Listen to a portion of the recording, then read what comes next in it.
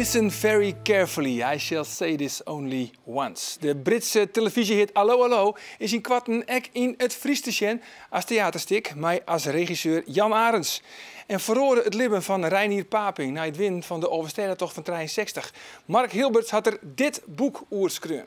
Goejoen, dit is Bient. En deze week is er weer een heel soort dwan oer de rek in Haas. Morgen een extra ondeelhoudersvergadering. Van de week is de praat in Haas bij verontreste bewenners. En justejoen in de Steerten een informatieve bijeenkomst op fysiek van Green Links. En degene die het Fries al hier in de gaten hoort, dat is Miranda Werkman. Ja. Miranda, wie is er zelf ook bij die bijeenkomst, neem ik aan? Ja, klopt. Wat is nou het allerbelangrijkste wat er zijn is? Ik ben heel zo'n ding zijn. Wat wel opvoel is dat de zaakkundige die het vregen waren vliegen week terug, de deputaire, Michiel Schrier, dat is de Duitse wandschneider, dat hij ook kleer wie maar zijn quickscan. Hem is vregen van, goh, Shadow nou eens naar die rek en Shadow eens even of hij nog up-to-date is. En hij zei daar juist van, ik heb er naar Sjoen en die is modern en de wordt gebruik maken van de beste technieken. Markeer het niet aan. Dat markeert niet aan. Hij zei, er is wel een advies om te zien naar die bypass. Daar is ik een soort om te doen. Zaakkundige Vollenbroek die zei, er wordt bypassed. Dan komen er stoffen onfilteren het milieu in. En dat is structureel. John Vernooy van de Omrin zei juist, nee, dat is net wier. Dat is de opstartleiding. We moeten de boel eerst opwarmen. En dan komen er net giftige stoffen de lucht in. Maar ze zijn beide, zowel Vollenbroek als Vernooy, zijn van, nou ja, als je dat gedeelte eruit halen, als er oren mogelijkheden verbinden. Nou, zei het Vernooy, dan vinden we dat heel interessant. En dan willen wij er best van de zin. Ja. Ja, en dat onpassen, dat wil dus Vernooy, dat wil de rek dus ook. Ja, dat wil ze ik. Tenminste, ze hebben zijn van, we vinden het interessant om daar naar te zien. Daar maar ze er zeker veriepen. Ze hebben ik al verbeteringen teruggevierd. Naar aanleiding van die storing waarbij heel veel dioxine vrijkwam. De actief kooldosering die is net omgezet, een menselijke fout. Nou, dat stukje hebben ze eruit halen. Dus die meetapparatuur op de verkeerde plekken, dat hebben ze ompast. En de ventilator die het stikken gier, heb ik maar de leverancier om tafel zitten van hoe kan dat nou beter? En dat wordt per 1 april ik ompast. Nou, dan is dit zeker de laatste keer dat je hier om tafel zit. Want het is een fantastische mooie oven. Het mankeert niks aan, het is hartstikke modern. Er moeten wel wat dingen onpast worden, maar dat willen ze dus ook. Dus dan is het de kelder uit de loft. Ja, dat zou je zeggen, maar dat is dan toch net zo. Meneer Vollenbroek die zei van, ja, er moet eigenlijk grote onpassings komen. Dan heet hoe de verheging van de piep onder de oren. Er moet een orenhouding bij het management komen. Nou, voor Nooit Juster, dat liet ik bij Vollenbroek zelf. En Vollenbroek had er toch wel oren-orenpassingen, grotere orenpassingen in die oven. Waarvan die zaakkundige wandsnijder dan zei van, ja, zo makkelijk is dat net om even een ding eruit te halen en een oording er weer in te zetten in de hoop dat die dan beter wordt. Je moet de zin uit totaal plaatsen. Dus daar is het laatste zeker nog net hoe zijn. Oké, Jan, volgens jou het al een beetje, wat er al hier gebeurt in Haas? Nou, ik weet dat Miranda het heel dit volgt. Dat is wel een geruststellende Ja, gedachte. nee, maar ik ben zelf een hinnenliefhebber. Ik heb wel 30 hinnen thuis. En loopbaan en doen. Ik vind het prachtig. En doet er maar weer zo'n probleem met die eieren in Haas. Ja, de dioxine. En toen hier zoiets van, ja, ze kan wel zeggen dat het er niks mee te krijgen heeft. Maar van mij doogt er iets net. Maar, want wij hebben ze en ik onder ziekje litten. Want er weer zo'n heel... Bij Wenst? In wie het gaat. Maar dat markeerde niks aan die eieren. Maar wij hebben toch een onder ziekje litten. Ja. Want je kent ook alle jiskebulten en dat soort dingen. Ja, dioxine komt sowieso voor Ja, in ons leven dus, om jou. dus daarom volg ik het wel. Het komt een beetje terug erheen. Maar het is natuurlijk een heel Miranda, probleem. ja, dioxine is dus één, maar er is ook wat zijn hoe dat zoutzuur. Dat wie Vlien Wieke vertelde, de zaakkundige Vollenbroek, die vertelde dat bij een bepaalde soort storing zou dat heel gevaarlijk wezen kan. Ja. Is daar ook Ja. nog wat hoe zijn? Nee, daar is niks hoe zijn. Ik ga er wel naar vregen, want dat is natuurlijk wel wat de hazes houden zwaar genoemd uitzien. Bij bepaalde waarsomstandigheden, liek als joert, maar een bepaalde storing is de kans dat er een grote concentratie van zoutzuur naar onderen slacht. Op het moment dat die plomp naar onderen slacht. Daar heb ik Vernooy naar vregen. En hij zei, er is geen gevaar, want toen wij die vergunning onvregen, toen is dat al onderzocht. Het is de vraag van, worden grenzen overschreden, waardoor de volksgezondheid in het probleem komt. Nou, bij de Raad van State is gezegd dat wij ver van die grenzen blijven. Maar u zegt nu hier ook dat dat gevaar er niet is. De deskundigen van de Raad van State die hebben alles bekeken en die hebben gezegd dat dat gevaar er niet is. Maar wij zijn natuurlijk heel blij dat ook de gemeente en de provincie nu het onderzoek doen over het luchtkwaliteitsonderzoek om ons in dat gevoel ook te bevestigen. Maar misschien is de praktijk nu toch anders, blijkt 5 jaar later. Nou, kijk, wij hebben niet gezien dat de uitstootgegevens of de scenario's wat nu gebeurd is afwijkt van wat wij toen bedacht hebben. Maar toch ging u er ook niet van uit, neem ik aan, dat er mensen zijn in de buurt van de bedrijven die klachten hebben, zoals prikkende ogen, last van de keel. Ja, goed, dat hoor ik ook. Maar ik denk dat het dan ook aanbevelingen verdient om eens in de omgeving goed te kijken wat daar allemaal gebeurt en wat oorzaken daarvan zouden kunnen zijn. Want ook uit de MER-procedure is gebleken dat wat wij toevoegen aan wat er al is, heel weinig is. Dus het lijkt mij zeer moeilijk voor te stellen dat de prikkende ogen die mensen ervaren, dat afkomstig is van de rookgas uit de rek. Ja, Van Nooy zei dus heel duidelijk, er is geen enkel probleem. Dat soort zo, dat is geen probleem.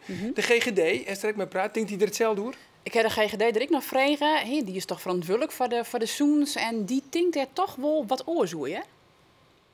Dat is een logische redenering van zijn kant, maar daar staat tegenover dat er nu al mensen zijn met gezondheidsklachten die heel wel van die neerslaande pluim van de rek kunnen komen. Dus dan denk ik... Is dat een feit?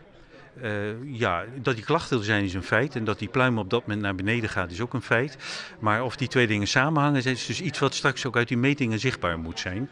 En het kan zijn dat in de hele Raad van State benadering die neerslaande pluim niet meegenomen is.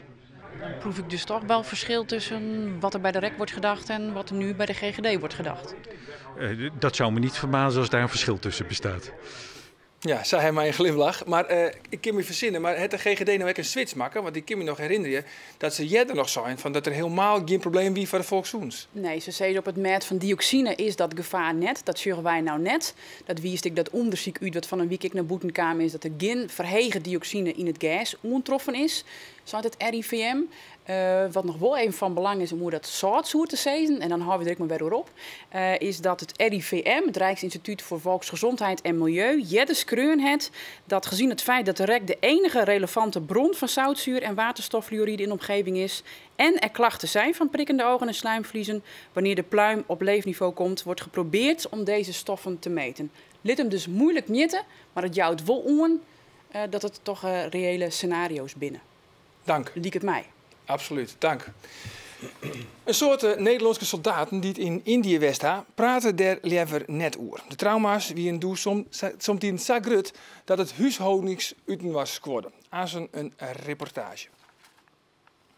Listen very carefully, I shall say this only once. Dat is een zin die zowat in elke oorlevering van Allo Allo voorbij komt. De comedy is een van de meest succesvolle Britse series in de historie. Maar in kwarten binnen René, Mimi, Yvette, Herfliek en Helga ek in Friesland te zien. Want Jan Arends, regisseur, je moet de planken op. Ja, dat zal begin maart, 3, 4 maart zal het heven. In Koudem, in de Klink. Dat zal gebeuren, de première. Ja. Vertel even, dus ze vallen Madonna with the big boobies. Hoe klinkt dat in het Fries? Dat is de knoffelen Madonna met de grote joekels. De knoffelen Madonna met de grote joekels. Ja, knoffelen Madonna met de grote joekels. Even voor de meesten die geen flauw idee hebben van wat wij het nodig hebben. Even, ik kan me haast net intikken, maar even ter opfrissing. Ja. Listen very carefully. I shall say this only once. Good morning. Oh, René! Flick of the Gestapo! You're hiding British airmen in your castle. Because I was hiding your stolen painting of the fallen Madonna with the big boobies. Hitler! Hitler! Me, I am a Captain Bertorelli from conquering Italian army of Mussolini. General von Klinkelhoff! It is I, Leclerc. Ja, mooi. Is dat zelf eigenlijk een favoriet personage? Nou, nee, eigenlijk ze ben me al lekker dierbaar. Want, ja. Ik zeg de serie vroeger zelf net een soort. Dus, ja, je wint altijd een toneelspelen, je wint jongen altijd voor. Een uitzending gemist, hier toen ik nog net. Nee. Ja, dat kon ze opnemen, maar dat vergeet ik altijd. Maar nee, dus het was voor mij al wat nij om erin te doeken. En toen heb ik een heel soort band gekregen van wie Beleenster die uiteindelijk betocht had. Heb ik een heel soort jongen, ja. Ja, want Jim is wel bekend. Ja, Mark? zeker. Ja. Ik had een heel soort Sean vroeger. Ja, Ja, hè? prachtig. Net als bij de Vreet Jong kreeg van het weekend en dan even lekker het weekend. Ja, wij zien er vroeger ik voor, ja. Ja, hè? Nou, van de week hebben we bij de repetities West van Jim. Ik heb even een stukje van Sjen. Ja. Okay? attentie, daar gaan we. En actie, ja. Generaal Ludwig von Smelling. Hele witte. Luister goed, ik zeg dit maar niet een keer. René, Oh, je vette. wat doet je mij? Oh nee, dat is die Engelse spion die denkt dat er Frans praten kan. Ik ha goed neus van Kai.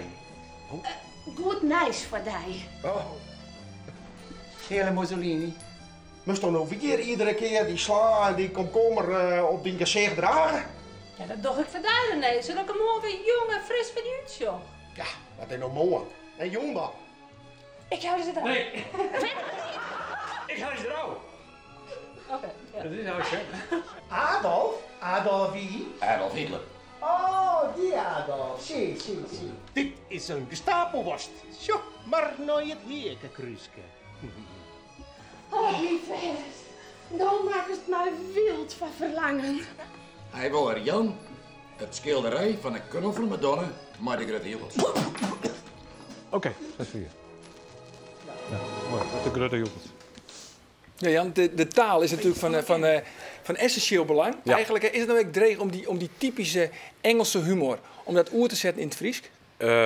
Nou ja, het is natuurlijk die man die het Crabtree speelt, die dus, dat is een Frans, maar die beziekt het Engels te praten. Nou, waarom betekent het precies? Maar nou is het dus die dan gewoon Fries praat. Dus die zei ik al van, hoe moet ik dit al psychologiseren? Ik zei, dat moet je maar ophouden, dat moet je net psychologiseren.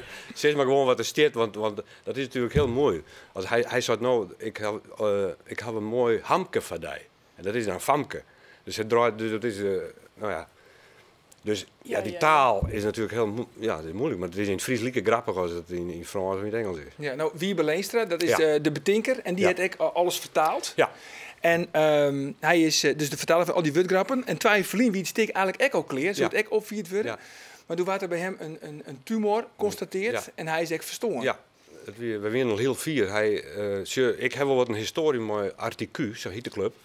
En de club uit Koude? Ja, Articu, dat is trouwens wel grappig hoe dat ontstaan is. Ze wisten net wie een regisseuse voor, die dagelijk bij mij het eerste stuk regisseerde, Foutje Hovinga. Die zei altijd in de serie Articu, want die bedoelde je moet duidelijker praten. Articuleren. Ja. Maar die meesten wisten net wat het betekende. En die dachten van zet hem op. Dus die hint zit van, dit is een mooie naam voor een club. Dus van die titel hier is een Articu. Oké. Dit terzijde. Ja, dit terzijde. Maar even over Wiebe Leenstra. Ja, en toen hier ze een soort optocht in Koude een keer. Diezelfde man die ik bij Articu binnen. En die hier hallo als versierde wijn. En toen zei Wiebe Leenstra, die zei dat maar wij spelen bij het jubileum. En dat was in 2012 volgens mij. Dat hij dat ontdekte. En toen had het bezocht om die ruggen te krijgen. En toen had het oerzetten. En toen is Wiebe bij mij West, mijn tien, maar nog in van de eerste oeren. En dan hebben ze vregen van, was dat regisseren? Ze dachten van, Jan zei nee, het vierste druk. Ik zei, dat doe ik altijd. En toen ben we losgegaan en toen hier nu alles al klaar. En toen kwam die hersentumor bij hem dus. Ja. Dus alles uitsteld. Ja, want hij is verstoren. Ja. En hier erop is het verstoren. En hier erop. Hoe moeilijk is het dan om dan toch weer de planken op te gaan, maar toch een komisch stuk? Ja, dat wie. Ik wacht maar een beetje af. Want ik weet niet dat ze het nou wegspelen wil. Ze zien Rutte Weenskwie om het zelf te spelen. Hij speelde die Italiaan, die Bertorelli. En toen rekken hij ziek. Toen zei hij, als ik weer beter ben, dan wil ik het weer spelen. We stellen het uit, maar als ik beter ben, dan wil ik het weer spelen. Maar ja, iedereen hier was iets van, we weten net hoe het komt. En toen is de stoorn en toen hij zijn oorstek spelen in 2015. En toen zei hij, ja, ik om hem. En hij had de vertaling, maakte de oerzetting. Prachtig. We moeten het doen. Dus er is contact opgenomen met zijn vrouw. En die zei, ja, dat moet altijd wezen. Dus nou wordt het... Maar het is natuurlijk wel... wie ben er wel altijd bij hem, zou ik zeggen. Ja, 3 vaststellings komen er. En ik heb begrepen... in rijen voor de kassen, hè? Ja, dat weer. Ja, Bruce Springsteen is er een op, denk ik. Nee, maar ze staan in Koude bij de boekhandel Muizelaar staan in de rij. Dat is natuurlijk ongelooflijk. Maar je al niet meestal in de rij. Ja. Ze slepen nachts nog krek net voor de boekhandel. Alleen nog de woekerprijzen nog op marktplaats misschien nog te krijgen. Nee, op toonsje, 3 maart is de première van het stuk Allo Allo. En daar binnen we kaarten voor. Ja?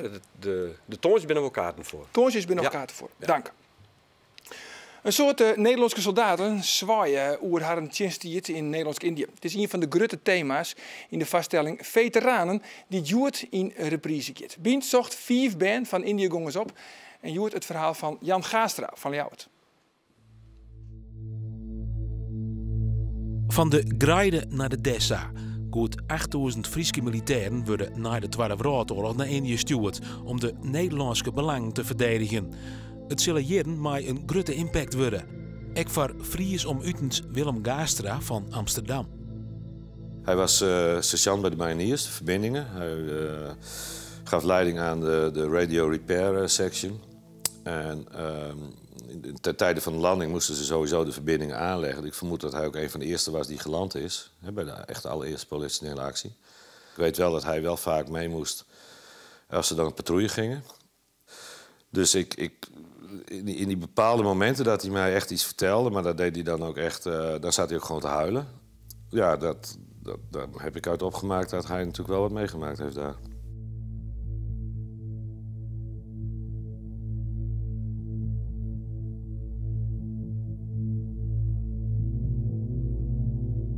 Hij had een boek, dat de mariniers-landing op Oost-Java. Nou, daar staan heel veel foto's in dat boek.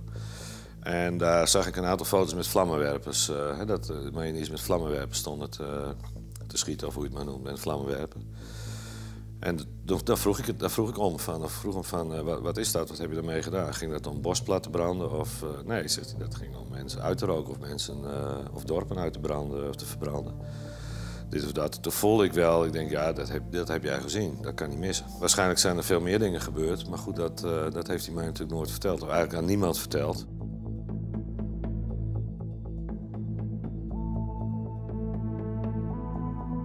Ik merkte op een gegeven moment dat hij nooit sliep. Hij zat altijd dag en nacht hij zat 's nachts ook gewoon in de kamer met zijn zwaar checkie en een borrel. En eigenlijk nooit in bed zien liggen. Nou, in plaats van een keer een borreltje voor het eten of op een verjaardag, dat op een gegeven moment dagelijks ging doen, met de gevolgen van dien. Een enorme spanning tussen mijn vader en mijn moeder. Ik merkte zelfs al een soort, ik noem het dan psychologische oorlogsvoering, maar dat er ontzettend veel haat en nijd naar boven kwam. Dat heeft uiteindelijk geresulteerd dat wij de scheiding van mijn ouders zijn gaan regelen, want mijn moeder ging ook helemaal aan kapot.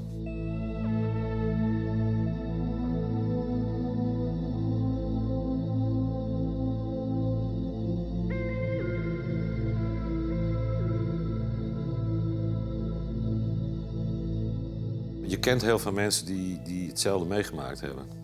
Op een of andere manier herken je elkaar ook. Dat is me echt een 8 of 9 keer de laatste jaren overkomen dat ik naast iemand zit, kan in een café zijn of iemand tegenkom. En dat we binnen een minuut bijna tot de conclusie komen en dan zeggen Indonesië, ja, jouw vader ook. Ik denk dat het bij heel veel families heel erg diep gegaan is en misschien nog wel heel diep zit.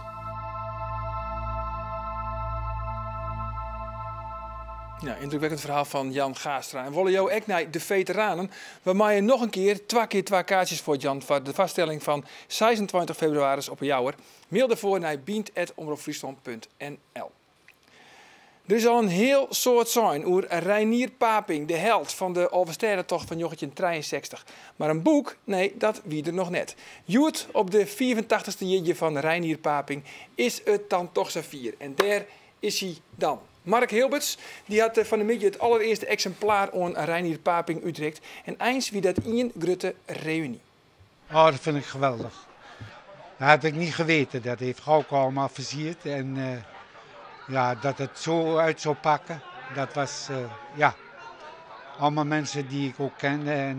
En ik geen 30, 40 jaar meer gezien heb. En dan zie je ze weer terug. Dan denk je, goh, leuk hoor. Ja.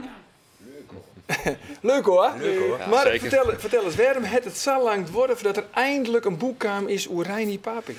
Nou, dat te krijgen mij verschillende redenen. En de eerste plak het genre van de sportbiografie is eigenlijk pas in de laatste 10 jaar in opkomst.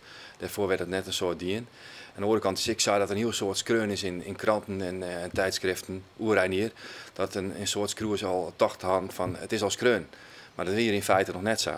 Dus dat is ik een reden. En het is ook wel een reden dat zijn vrouw van Reinier, die verstoorn is, een P.J. Lin, het een beetje oud had. Dus dat had ik wel mij van doen. Ja, nou is het al meer dan 50 hier, Verlien. Ja. De tocht van 63. Dobe is nog geen 50. Dat klopt. Dus Dobe heeft die hele tocht heeft nog nooit jongen. Nee, ja, ik nooit jongen, maar ik ben altijd gefascineerd terug West. Door die ontberings en naar de zwierte van de tocht. En ja, ik had altijd alles lezen wat mij die tocht te krijgen had. En ja, ik wilde er heel graag iets mee doen. Ja, want wij moesten alle treinen nog betocht worden. Er is maar één op deze tafel die er echt lijfelijk bij aanwezig is. Ja, want Reinier Paping, wat... Ja, ik vond het een held toen.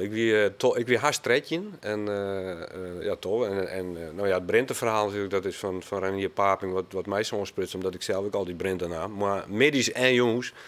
En is Borman het nou mooi die in die zwieren tocht. En ik weet nog dat hij in Drieltse of zo afstapt is, want die is iets van, dit is gewoon gekke werk. En dan ben ik maar een peer die het uiteindelijk helder had. Dus ik hier echt respect. Als jonkje dacht ik, jongen, dat zal ik net doen. Nee, even die beruchte beelden even van het Polygoonsjournaal. 3 minuten over 5:30. De eerste rijders vertrekken in de richting Sneek. Wanneer het daglicht komt, hebben de eerste wedstrijdrijders de grote meren al achter de rug. Paping begint nu aan het zwaarste gedeelte van de hele tocht. Pal tegen de felle noordoostenwind in. Na hem komen, met 3 minuten achterstand dus, Verhoeven en Uitham. En daar komt Reinier binnen met de handen omhoog. Bravo Reinier, winnaar van de Elfstedentocht. Ja, de man is nou als je in de oerwinning in 63 een soort wat een nationale held worden. Ja, het is een icoon van de Elfstedentocht. En misschien ook wel een metafoor voor de Elfstedentocht. En dat is nog altijd aan de gang. Het wordt eigenlijk nog maar steeds groter. Ja, wat heeft dat eigenlijk met hem dien? Met Paping? Een heel soort. Die beslissende dag, 18 januari 1963, dat weer de beslissende dag voor Reinier Paping. En hij is altijd in de publiciteit geweest, al jaren. En ja, het had een heel soort invloed op zijn eigen leven, maar ik van zijn familie vanzelfs. Hoe dan? Nou ja, overal waar hij komt wordt er aansprutsen hoe zijn Hofstede-oerwinning, zien ben ik. En nou ja, dat is gewoon heel groot. Ja. En het gaat ik altijd over die eeuwige rivaliteit tussen hem, Reinier Paping aan de ene kant en Jeen van den Berg. Ja, die weer natuurlijk vanzelf daar op de achtergrond altijd aan de gang. En het weer ik in de tocht van 63 van een grote invloed. Jeen van den Berg had Reinier in de ronde van Spannenburg een kunstje flikt. Wat hield er die in? Nou, hij zei van het is nog 4 kilometer, maar het weer nog 500 meter. En toen demareerde het er. En Reinier weet van niks. En ja, dat had natuurlijk wel een beetje kwaad bloed zet in die tijd. En, ja. Dus dat was een rekening die moest betaald worden in die Hofstede-tocht. En dat wil Reinier heel graag doen. Ja, hier nog wat goed te maken. Hij wil hem revancheren. Ja, revancheren. Want hoe ziet het dan? Gunnen ze het wie geen vriend van elkaar, denk ik, van den Berg en Paping. Maar gunnen ze elkaar het jocht in de eigen net? Nee, zo weer het absoluut net. Nee hoor, ze weer heel professioneel erin. Bij reunies en zo, dan gingen ze echt met zijn trein op de foto. En dan gingen ze gewoon met elkaar om. Maar ondertussen weer er wel een soort van spanning. En die spanning die met name bij Reinier. Want? Nou ja, Reinier had een beetje het gevoel dat er tekort dien weer in het verleden. In 63, maar ik in de kernploeg hier in 56. Ja, maar dat weten misschien een heel soort mensen niet. Want Paping wie een lange baanrieder. Ja, wie een lange baanrieder. En ze wie beiden in aanmerking toen ze komen voor de Olympische Spelen in 56 in Cortina d'Ampezzo. Van den Berg ging naar de Spelen en Paping net. En ja, dat wie eigenlijk allemaal een beetje op het randje. Van den Berg had het eigenlijk wat beter uitspelen. En dat had altijd nog een beetje spanning, zeg maar. Ja, maar kijk dan, een versie van Paping wie een beetje de underdog. En die Jeen van den Berg, dat wie eigenlijk wel een beetje de rekenaar eigenlijk. Ja, dat is ook een dat was is. Ja, zeker. En dat is al jaar uiteindelijk in 63 voor alles te plak. Ja, dan is het helemaal mooi dat Reinier Paping het doel woen had, vind ik. Ja, toch? Ja, toch? Ja. De underdog. Ja. Nou ja, er wordt wel zijn dat er echt een underdog weer, maar het weer een heel getrainde sportman. Ja. En die qua trainingsmethode en zo zien die het echt wel een beetje vooruit weer ten opzichte van de oren. En dat werd ook in het boek beschreven. Het weer geen toevalstreffer dat er woen aan die tocht. Oké, en het boek, dat leidt van nu al in de boekwinkel? Ja, overal in de boekwinkels en in het Rederiersmuseum in Hielpen zelfs. Uiteraard, Reinier Paping, held van de Elfstedentocht. Heren en dames vanzelfs. Stiege dank voor je komt en je verhaal ontstaf hier. Morgen dan is de Werm Beant Sport, waar we dan hoe dan ook nog een hele gezellige dag.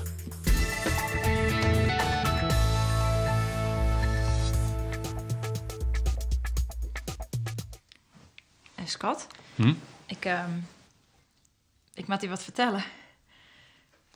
Nou, ik eerst eventjes, want ken je hem nog? Meisje in Ronjas, ja, de jinnige echte Harry Vermegen. Morgen in Beansport. Wat wie er? Nee, blijf maar. Nevens mij is ze stiekem verliefd op Harry.